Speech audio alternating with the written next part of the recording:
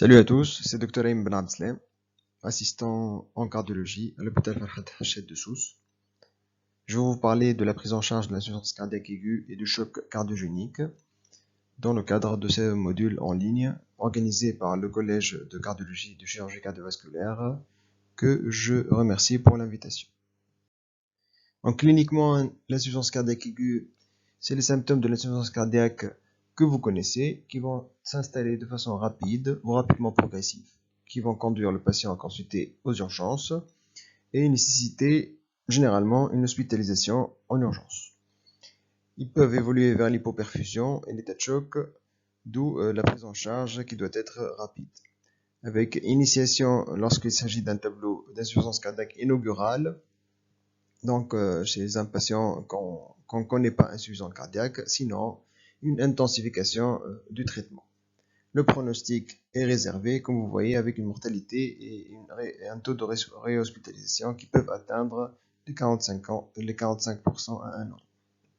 Donc, il y a 4 formes cliniques prédominantes principales selon le degré d'association de la congestion pulmonaire et de l'hypoperfusion. On peut avoir une décompensation d'une insuffisance cardiaque chronique connue, c'est le cas de figure le plus fréquent, 50 à 70%, un OAP, une insuffisance cardiaque droite isolée ou bien un état de choc cardiogénique d'emblée. Comme on a seulement 10 minutes dans cette capsule, on va survoler rapidement les moyens thérapeutiques et je vous invite à les lire à tête froide en révisant les recommandations. Et puis on va surtout s'étaler sur les indications, les algorithmes à suivre en phase préhospitalière, hospitalière et avant la sortie du patient, tout en traitant les formes cliniques une par une. Donc les moyens thérapeutiques dont on dispose, l'arsenal thérapeutique de l'insuffisance cardiaque aiguë, on a tout d'abord l'oxygénothérapie et la ventilation non invasive, les diurétiques, les vasopresseurs et les vasodilatateurs, les inotropes, l'assistance circulatoire mécanique et la digoxine, les anticoagulants.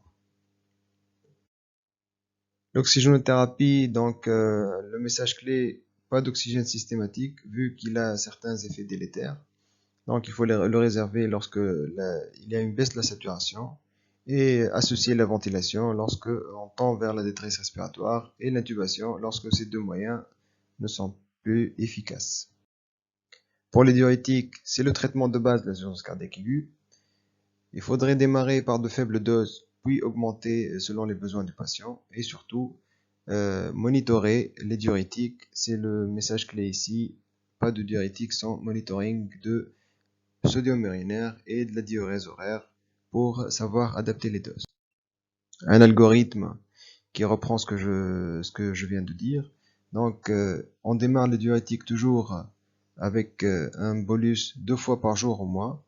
Il faut commencer par les doses 1 à 2 fois la dose déjà reçue oralement chez un patient connu insuffisant cardiaque.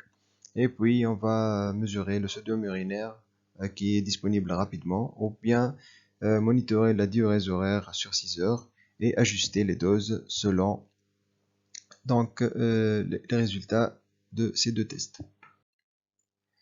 Les vasodilatateurs, donc sur le plan physiopathologique, semblent bénéfiques en diminuant la post-charge et la pré-charge par la vasodilatation, mais les études randomisées ne sont pas si enthousiastes que ça. Donc en IV continu à la pause 5 ou bien en bolus, ils peuvent être efficaces surtout dans l'OAP sur pic hypertensif. Il faut les éviter en cas d'obstacle, surtout en cas de RAO série. Les vasopresseurs et les inotropes sont réservés aux insuffisances cardiaques aiguës avec hypoperfusion, cliniquement une artérielle systolique inférieure à 90. On utilise le plus souvent la dobutamine et la norépinéphrine, souvent en association vu que la norépinéphrine augmente la post-charge et donc il nécessite un support inotrope. La dobutamine, sans problème, c'est la tachycardie, surtout lorsqu'on a une FA qui est rebelle au bêta-bloquant. Et là, donc, elle va induire une augmentation du travail myocardique, une ischémie myocardique. Et il est suggéré de la remplacer par le lévocimendant, qui a un mécanisme d'action différent. Mais dans ce cas de figure, le facteur limitant de cette molécule, c'est la vasodilatation, donc il faudra monitorer de façon rapprochée la tension artérielle. La digoxine, cette vieille molécule est encore recommandée, elle a toujours sa place en cas d'effet rapide, rebelle au bêta-bloquant, ou si ceux-ci sont contre-indiqués. Au mieux la donner en IV à la dose de 0,25 à 0,5 mg. L'anticoagulation est toujours indiquée dans l'insuffisance cardiaque aiguë. Elle est indispensable, c'est une recommandation 1A. Les supports hémodynamiques mécaniques tels que le ballon de contre-impulsion intra-aortique ou l'oxygénation extracorporelle véno-artérielle sont des moyens dont on dispose, mais qui sont controversés, vu qu'on observe des effets bénéfiques, mais qui peuvent être contrebalancés par les complications de ces supports-là. Et en plus, on a des études qui ne sont pas encourageantes, telles que l'étude Choc 2, qui a comparé le ballon de contre-pulse versus traitement médical, qui était négatif en résultat. Les études observationnelles sont en faveur de l'ECMO, mais l'usage, il faut savoir qu'il n'est pas systématique. Pour tout tableau de choc cardiogénique, il faut les réserver pour le court terme, comme en attente d'une décision ou d'une transplantation cardiaque par exemple.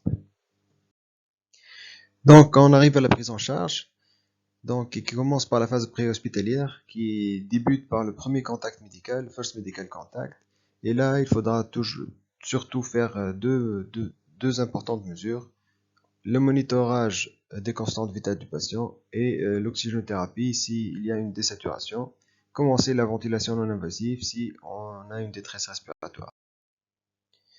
Pendant la phase intra-hospitalière, c'est là où il faudra faire le triage rapide. Il faudra chercher rapidement un diagnostic, tel que c'est dans cet algorithme, qui est résumé par l'acronyme CHAMPIT, qui regroupe des diagnostics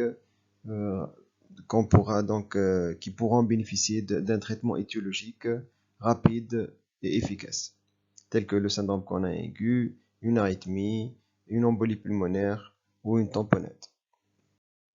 Donc après avoir éliminé ces diagnostics, on va voir la prise en charge selon les formes cliniques.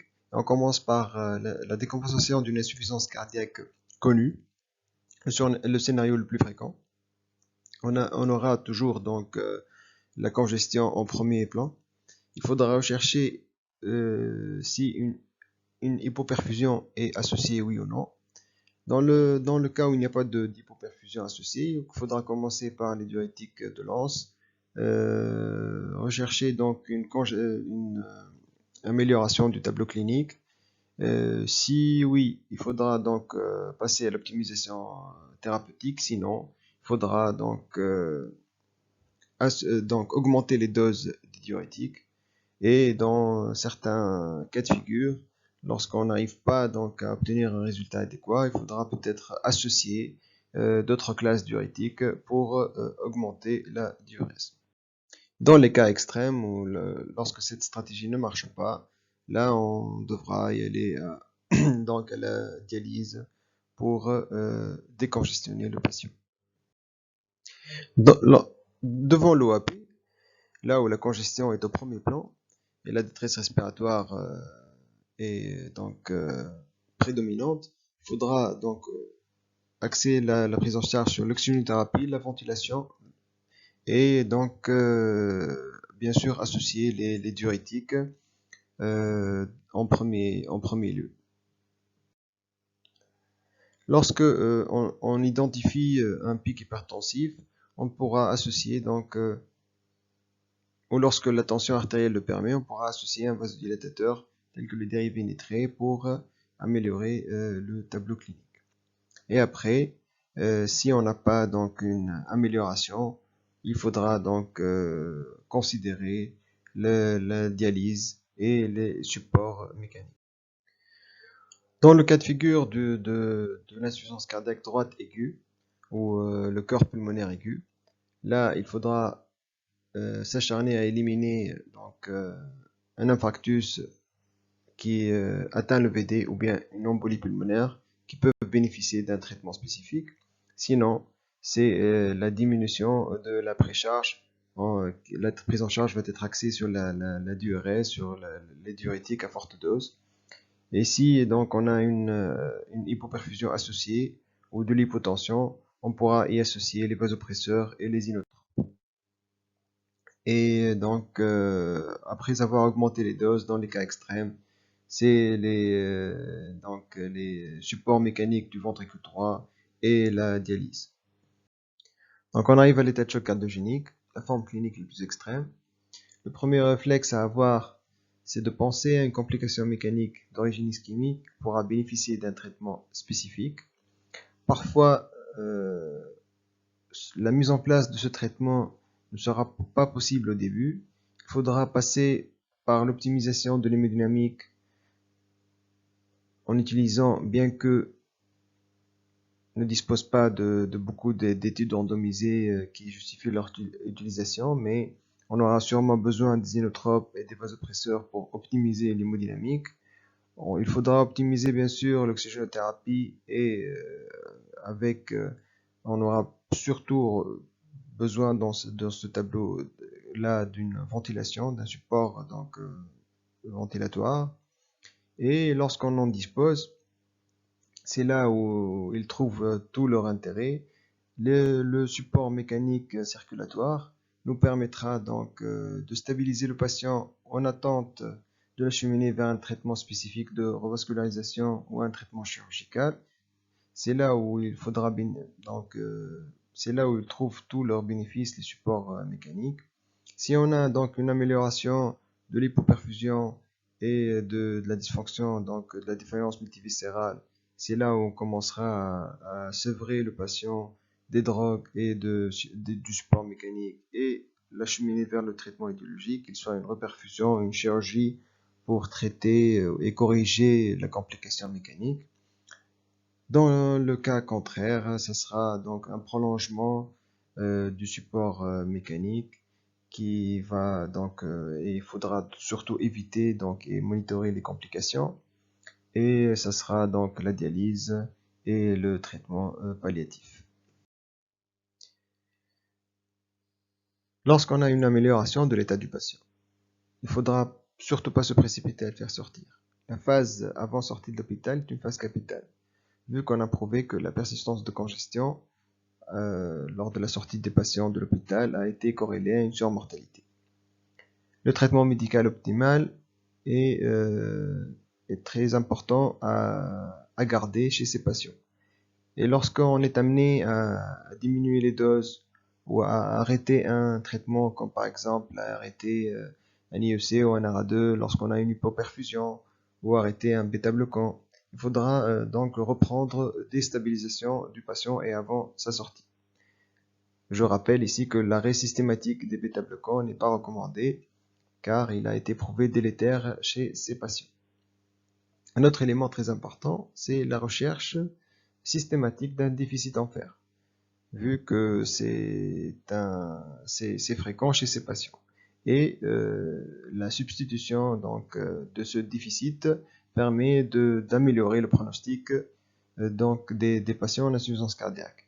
Il faudra donc s'acharner à retrouver ce déficit-là et à le traiter et donc à rechercher le reste des comorbidités et les traiter. Il faut donc profiter de cette phase pour initier donc un traitement tel qu'une glyphosine chez les patients diabétiques ou bien donc un inhibiteur de l'anéprilysine lorsque l'indication est présente. Et il faudra programmer une consultation précoce 1 à 2 semaines après la sortie. C'est une visite qui est obligatoire selon les dernières recommandations et il faudra profiter de cette visite pour contrôler les symptômes, voir donc contrôler le poids du patient, sa pression artérielle, faire un bilan de la fonction rénale et de l'équilibre électrolytique Surtout faire le bilan martial si on n'a pas pu le faire en intra-hospitalier et continuer la gestion des comorbidités et l'optimisation du traitement médical. Bien sûr, programmer donc le traitement étiologique et le traitement des comorbidités euh, associées telles que l'AFA, le syndrome coronaire chronique, compléter une revascularisation, etc. Cette démarche a été approuvée donc une diminution du nombre d'hospitalisations à 30 jours.